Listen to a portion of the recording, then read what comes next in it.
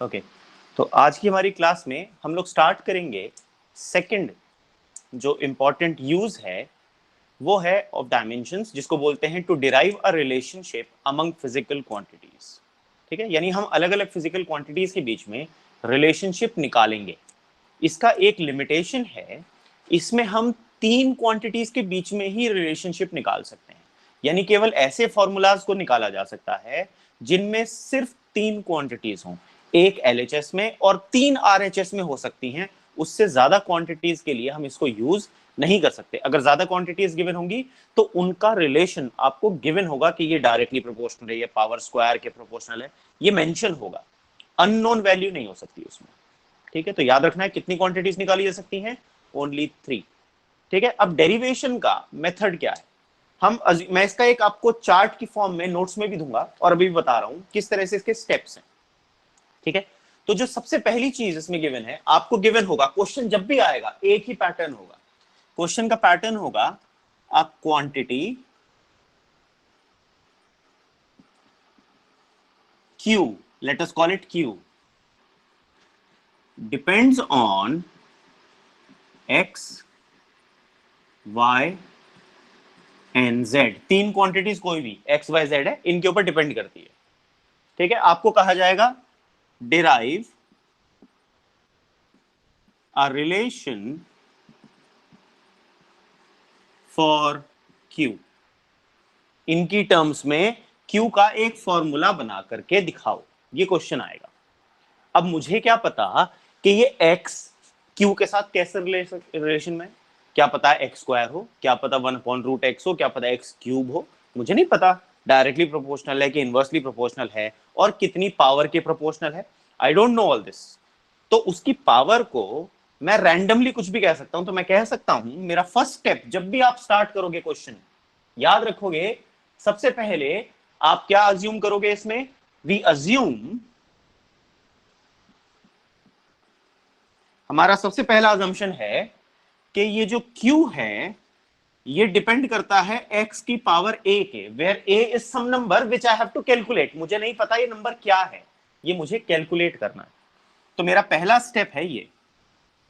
ठीक है, first step क्या है, मुझे डिराइव करके निकालना है वैल्यू, और मुझे नहीं पता कि इनके वैल्यूज क्या है, तो मैं उसको मानूंगा x की पावर a। दूसरी चीज, अब ये Q y के ऊपर भी डिपेंड करेगा, तो मैं कहूंगा ये जो Q है ये y की पावर b के डायरेक्टली प्रोपोर्शनल है। ये मेरा दूसरा स्टेप होगा।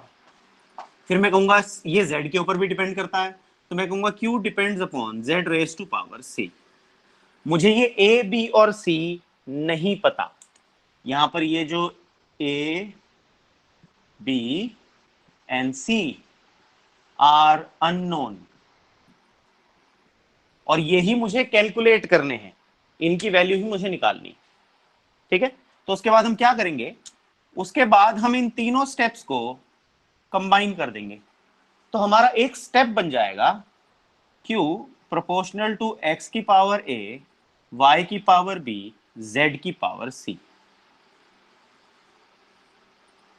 ठीक है, इस प्रोपोर्शनैलिटी को इक्वालिटी में कन्वर्ट किया जा सकता है, तो मैं इसको ऐसे भी लिख सकता हूं, Q is equal to k x raise to power a, y raise to power b, z raise to power c।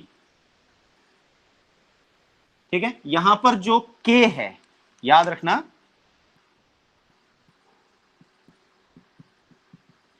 Is a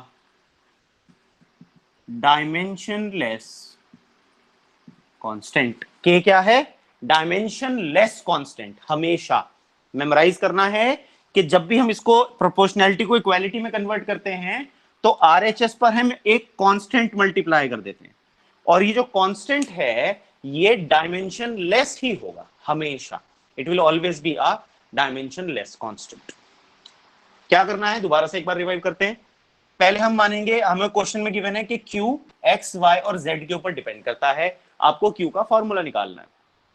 ठीक, तो हम अज्यूम करेंगे कि भैया Q x की पावर a के प्रोपोर्शनल है, y की पावर b के प्रोपोर्शनल है और z की पावर c के प्रोपोर्शनल है। सिंपल।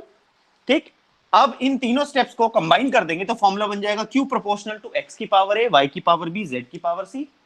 जब भी प्रोपोर्शनैलिटी को इक्वालिटी में कन्वर्ट किया जाता है तो आरएचएस पर एक कांस्टेंट मल्टीप्लाई किया जाता है, और इस केस में ये जो कांस्टेंट होगा it has to be dimensionless. This constant will be dimensionless. समझ में आ गया? यहां तक सबको क्लियर हो गया? अब इस स्टेप के बाद क्या करना है? इस स्टेप के बाद हमको सबके डायमेंशन फॉर्मूला लिखने, सबके। तो अगला स्टेप हम लोग लिखेंगे, राइट द डायमेंशनल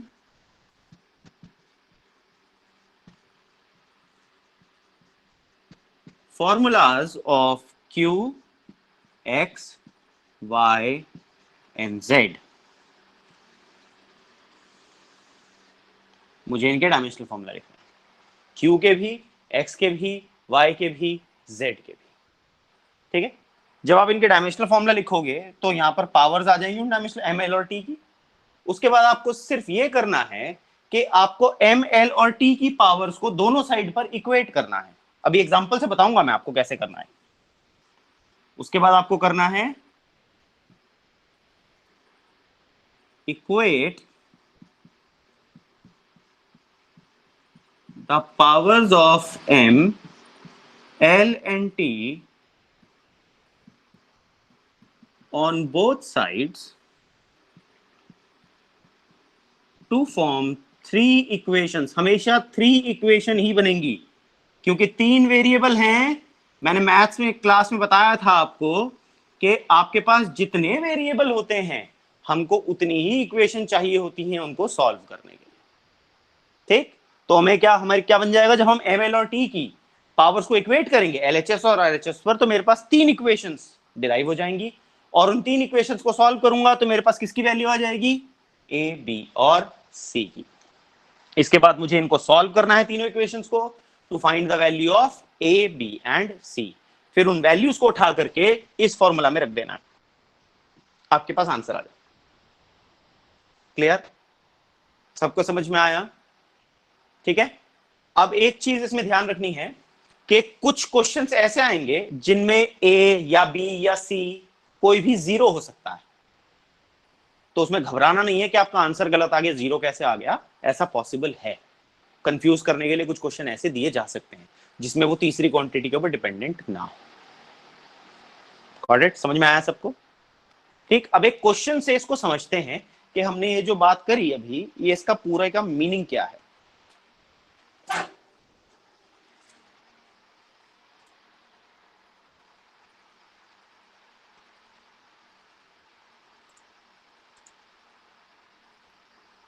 ठीक है जी? अब देखो क्वेश्चन ये दिख रहा है सबको। अब इस क्वेश्चन को हम लोग सॉल्व करते हैं और इन्हीं स्टेप्स को हम लोग बिल्कुल एज सच फॉलो करेंगे।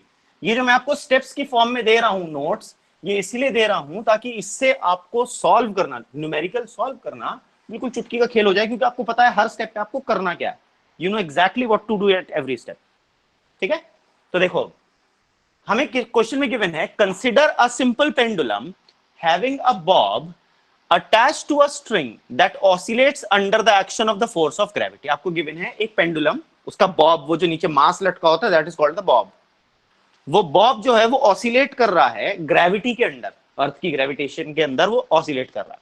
उसका जो टाइम पीरियड ऑफ ऑसिलेशन है वो डिपेंड करता है, देखो मैंने क्या कहा था, क्वेश्चन में आएगा क्वांटिटी क्यू डिपेंड्स, तो यहां पर वो क्वांटिटी क्यू है time period. It depends on, पहली चीज है मास ऑफ द बॉब, दूसरा है लेंथ ऑफ द पेंडुलम, और तीसरा है acceleration due to gravity. 3 quantities हो गई, जैसे एक्स, वाई और जेड होती थी, यहां हो गई एम, एल और जी। ठीक है? आपको फॉर्मूला निकालना है टाइम पीरियड के लिए, डायमेंशंस का मेथड इस्तेमाल करते हैं। एग्जैक्टली सेम वही क्वेश्चन है जैसे मैंने आपको बताया था, हर क्वेश्चन इसी पैटर्न का आएगा, तो घबराने की बात नहीं है, एक ही पैटर्न है, सेम पैटर्न इस्तेमाल करते जाना है। Got it? तो देखो, अब हम लिखेंगे, पहला स्टेप क्या था, सबसे पहले हम लोग लिखते थे जो टाइम पीरियड है वो डिपेंड करेगा, एक क्यू डिपेंड्स ऑन एक्स की पावर ए, तो इसी तरह से हम कहेंगे let time period depends on mass की power A, time period depends on length की power B, time period depends on gravitational constant की power, acceleration due to gravity की पावर सी। तीन आ गए। देखो सेम वही स्टेप्स जैसे मैंने बताए थे आपको। आ गई ना सेम स्टेप। उसके बाद क्या किया था, इन तीनों को हमने कंबाइन कर दिया था, तो हम इन तीनों को कंबाइन करेंगे तो मैं लिख सकता हूं t प्रोपोर्शनल टू m की पावर a l की पावर b g की पावर c। दूसरा स्टेप आ गया, और इससे मैं लिख सकता हूं और t is equal to k m की पावर a l की पावर b g की पावर c। बन गया देखो ये, ठीक, सेम वो स्टेप्स आ गए। इसके बाद क्या किया था हमने, मैंने आपको कहा था right the dimensional formulas of all the 4 quantities. कौन सी 4 क्वांटिटीज हैं यहां पर, टाइम पीरियड, मास, लेंथ और एक्सेलरेशन। 4 क्वांटिटीज हैं, इनके डायमेंशनल फॉर्मूला लिख लेते हैं।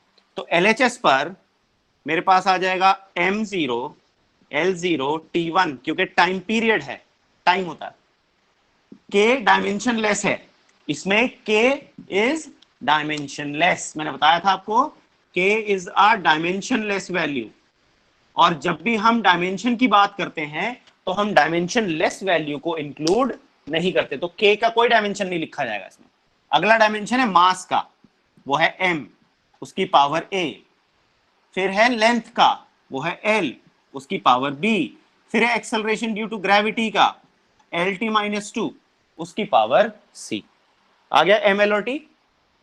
अब क्या करना था, इनको पावर्स को कंबाइन कर लो, तो मैं लिखूंगा m0 l0 t1 is equal to m की पावर a l की पावर b प्लस c, क्योंकि l की पावर c और l की पावर b, ठीक है, और t की पावर -2c। बन गया। अब देखो यहां a लिखा है m के ऊपर, यहां लिखा है 0, तो मैं कह सकता हूं therefore a is equal to 0, पहली वैल्यू आ गई। उसके बाद देखो b plus c equal to 0 लिखा है, तो एक इक्वेशन आ गई, b plus c equal to 0। तीसरा लिखा है -2c इक्वल टू 1, तो लिखूंगा -2c इक्वल टू 1। अब इनको सॉल्व करें आगे, तो देखो अब जब हम इनको सॉल्व करेंगे, पहले इसको सॉल्व कर लेते हैं, ठीक है। तो मैं लिख सकता हूं c is equal to -half, देखो c की वैल्यू -हाफ आ जाएगी। c की ये वाली वैल्यू यहां पुट कर दो, तो आपके पास आएगा b -half is equal to 0 या b is equal to +half. आ गई वैल्यू, देखो a 0 b +half c -half.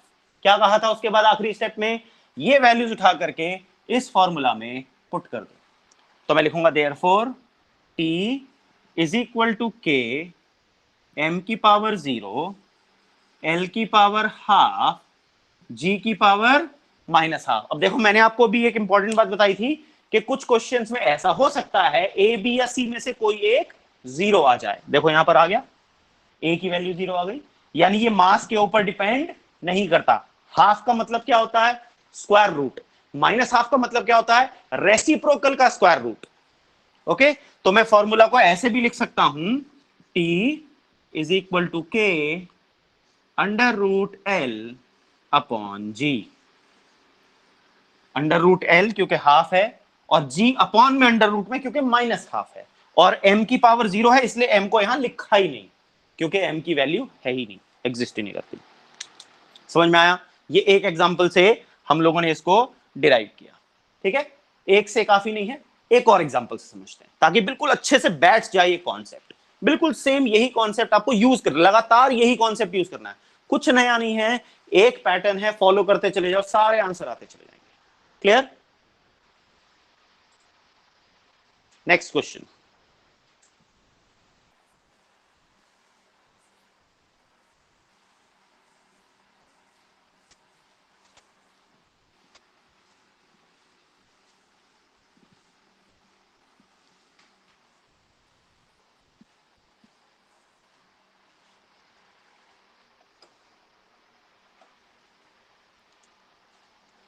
Question है, assuming that the mass capital M of the largest stone that can be moved by a flowing river depends on velocity v, density rho and acceleration due to gravity g। आपको यह show करना है कि मास 6th power of velocity से very करता है, यानी जब आप फॉर्मूला डिराइव करोगे उसमें v की जो डायमेंशन है, पावर आ रही है, वो 6 आनी चाहिए। ठीक है, तो फॉर्मूला डिराइव कर लेते हैं, देख लेते हैं 6 आ रही कि नहीं आ रही पावर। तो पहला मेथड, पहला स्टेप क्या था, हम कहेंगे m डिपेंड्स ऑन वेलोसिटी, मुझे नहीं पता कितना, तो मैं कहता हूं वेलोसिटी की power a। m depends on density की power b। m depends on acceleration due to gravity की पावर c। तीनों को कंबाइन करो तो मैं कह सकता हूं m प्रोपोर्शनल टू v की पावर a, रो की पावर b, g की पावर c, या m is equal to k V A rho की पावर b, g की पावर c। यहां तक आ गए। अगला स्टेप क्या था, अगला स्टेप था दोनों साइड पर डायमेंशनल फॉर्मूला लिख देने। m है मास, तो इसका डायमेंशनल फॉर्मूला होगा m1 l0 t0। k dimensionless है, लिखा नहीं जाएगा। v वेलोसिटी है, एल टी माइनस वन की पावर a। रो डेंसिटी है, एम एल माइनस थ्री की power b। g acceleration due to gravity है, एल टी माइनस टू की power c। M L O T की form में आ गया। उसके बाद इनकी पावर्स कंबाइन करके एक इक्वेशन बना लेनी है फॉर्म में, तो मैं लिखूंगा m1 l0 t0 is equal to, देखो m की पावर यहां b है, बस खाली एक ही है, l की power a minus three B plus C है, t की पावर माइनस ए माइनस टू सी है।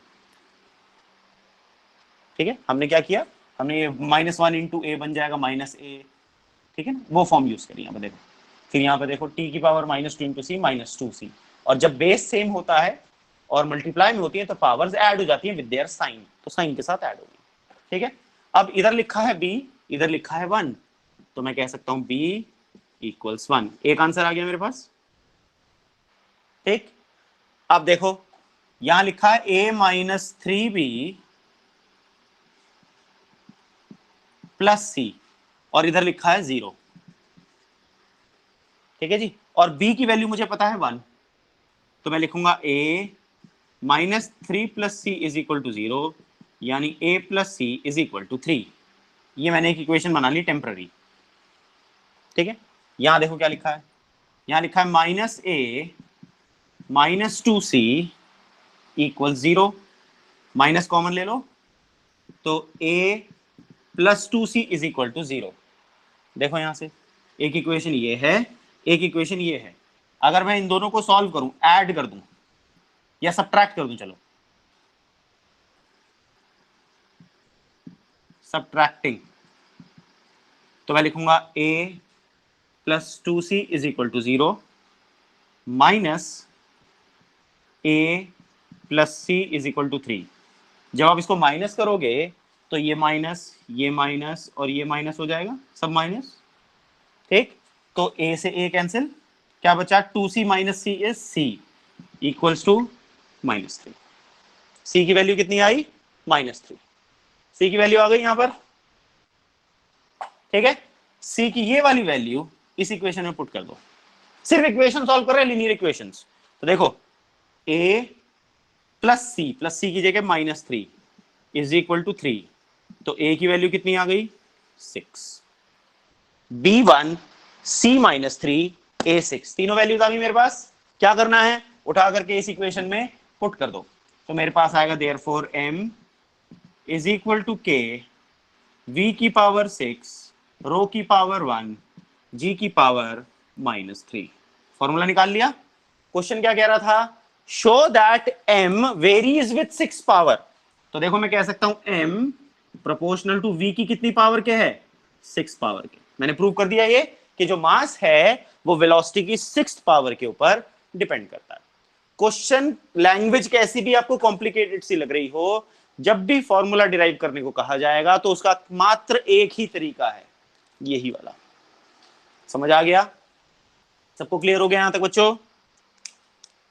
ठीक, चलो देखते हैं कितना क्लियर हुआ। चलो ये क्वेश्चन मुझे करके दिखाओ अभी, हरी आप जल्दी से सॉल्व करो, और जब हो जाए कमेंट बॉक्स में टाइप करो डन।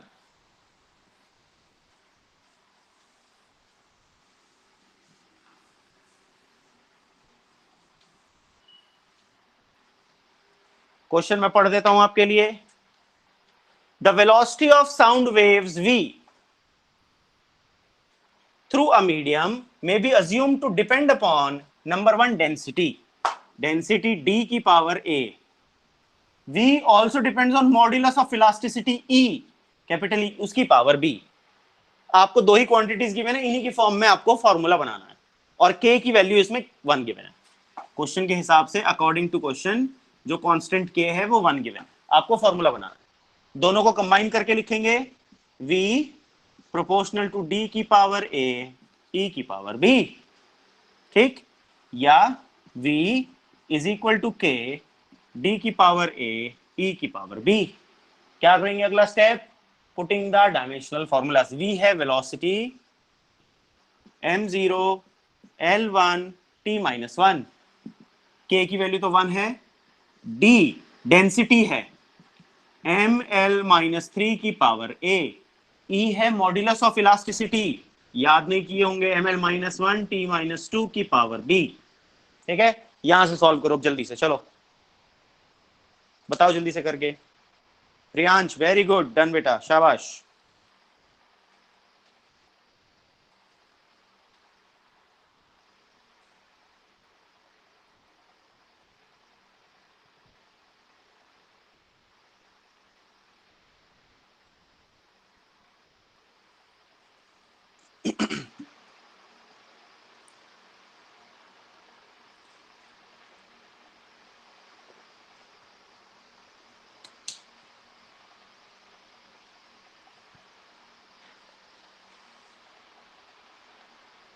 प्रखर बेटा इतना लेट क्यों ज्वाइन किया? वेरी गुड आयुषी, ऋषभ, तनिष्का, शाबाश। फॉर आंसर मैच कर गया। देखो v आएगा e की पावर हाफ d की पावर माइनस हाफ, हाफ को लिखते हैं स्क्वायर रूट, माइनस हाफ को लिखते हैं रेसिप्रोकल का स्क्वायर रूट, तो बन जाएगा under root e upon d. k की वैल्यू 1 क्वेश्चन में गिवन है, ठीक है। देखो फॉर्मूला आगे लिख लेते हैं, m0 l1 t-1 is equal to m की power a plus b, l की पावर -3a माइनस बी और t की पावर -2b। ठीक है, कंपेयर करो t की पावर को यहां से ये और ये, तो मैं लिखूंगा -2b इक्वल्स -1 या b is equal to half. उसके बाद इस इक्वेशन को कंपेयर करो, तो a plus b is equal to 0, तो a plus half is equal to 0, a is equal to minus half. दोनों आ गए, तीसरे करने की जरूरत नहीं है, डायरेक्ट आ जाएगा आंसर। a और b आ गया, वैल्यू पुट कर दो तो आपके पास आएगा देयरफॉर जो वेलोसिटी है v वो आ जाएगा k e की पावर हाफ और d की पावर माइनस हाफ, ये आ गया। तो मेरे k की वैल्यू 1 है, तो मैं लिखूंगा v is equal to under root e upon d. ठीक है, जिनसे नहीं हुआ था वो देख लीजिए सॉल्यूशन कैसे किया हमने। समझ में आ गया बच्चों? चलिए अगर आ गया तो अगला क्वेश्चन करके दिखाइए, अब इसमें बिल्कुल हेल्प नहीं करूंगा।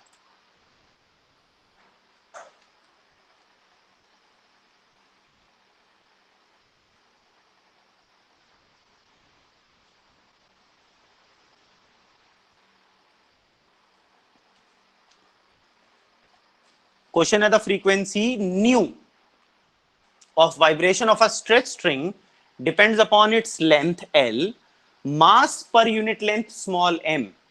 मास पर यूनिट लेंथ का डायमेंशनल फॉर्मूला मैं लिख देता हूं आपके लिए, वो होता है ml-1, मास अपॉन लेंथ, ठीक है। और T टेंशन, टेंशन फोर्स होती है mlt-2 और L तो लेंथ है, और जो फ्रीक्वेंसी होती है, फ्रीक्वेंसी का फॉर्मूला डायमेंशनल फॉर्मूला होता है T-1, m0 l0 t-1। ठीक है, करके दिखाओ जल्दी से।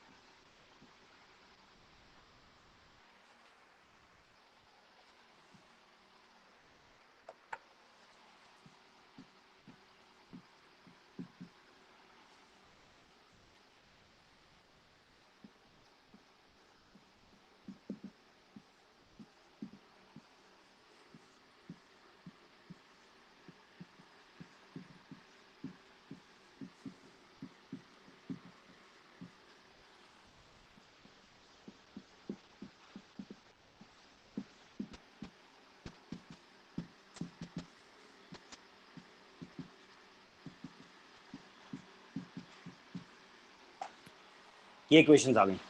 कंपेयर करो इसको और इसको, तो आपके पास आएगा -2c is equal to -1, c is equal to half. Value यहां रख दो, तो b plus c is equal to 0, b plus half is equal to 0, b is equal to -half. उसके बाद ये तीसरी वाली कंपेयर करो, तो आएगा a minus b plus c is equal to 0। Value place करो, a minus of minus half plus half is equal to 0। ये हो गया a plus half is equal to 0, या a plus 1 is equal to 0, या a is equal to -1। तीनों values आ गई, तो आपके पास आ जाएगा न्यू इज इक्वल टू के एल की पावर -1, m की पावर -हाफ और कैपिटल T की पावर हाफ। तो बन जाएगा न्यू इज इक्वल टू के अपॉन एल, -1 का मतलब अपॉन, और हाफ का मतलब रूट, और -हाफ का मतलब 1 अपॉन रूट। ये आपका फॉर्मूला आ जाना चाहिए। आप यहां भी छोड़ सकते हो और चाहो तो ऐसे लिख दो, यहां पे भी छोड़ दोगे तो भी आपको पूरे मार्क्स मिल जाएंगे। करेक्ट? समझ में आ गया बच्चों यहां तक? वेरी गुड, सबने कर भी दिया, गुड। चलो फिर नेक्स्ट क्वेश्चन करके दिखाओ।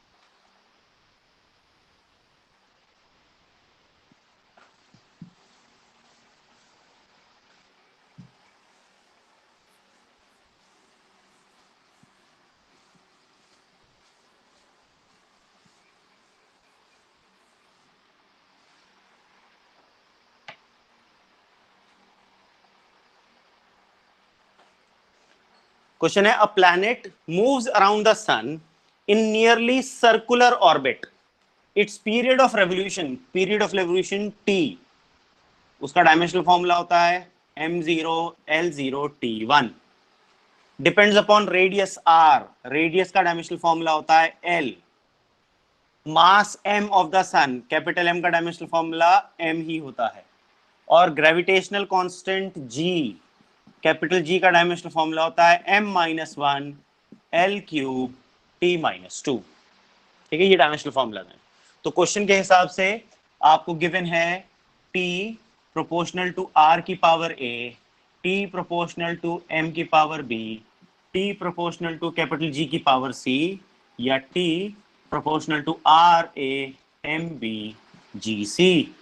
तो आप कह सकते हो t is equal to k r की पावर a, m की पावर b, g की पावर c।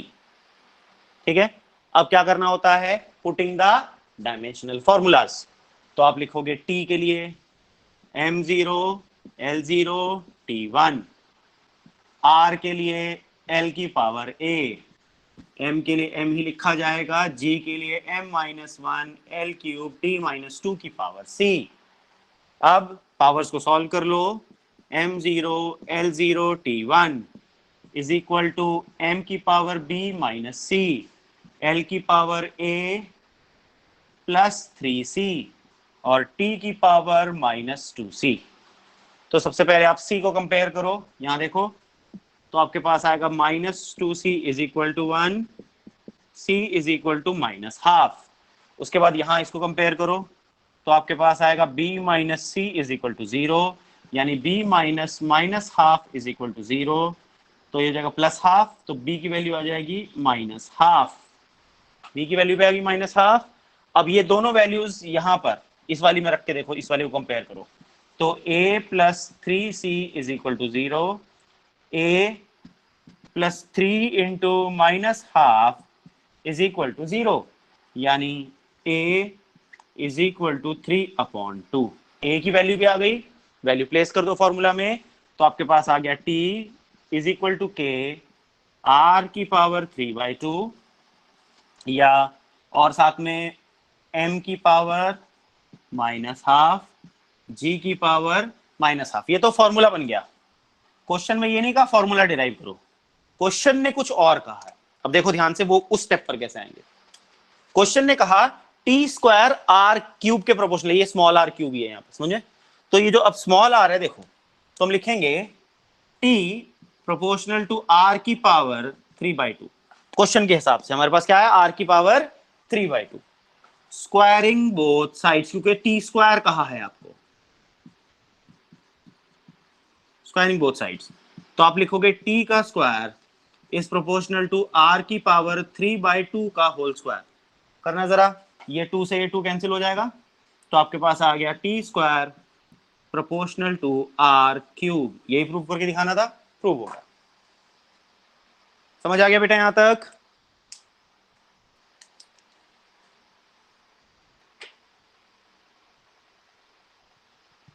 देख लो कोई स्टेप है जो नहीं समझ में आ रहा?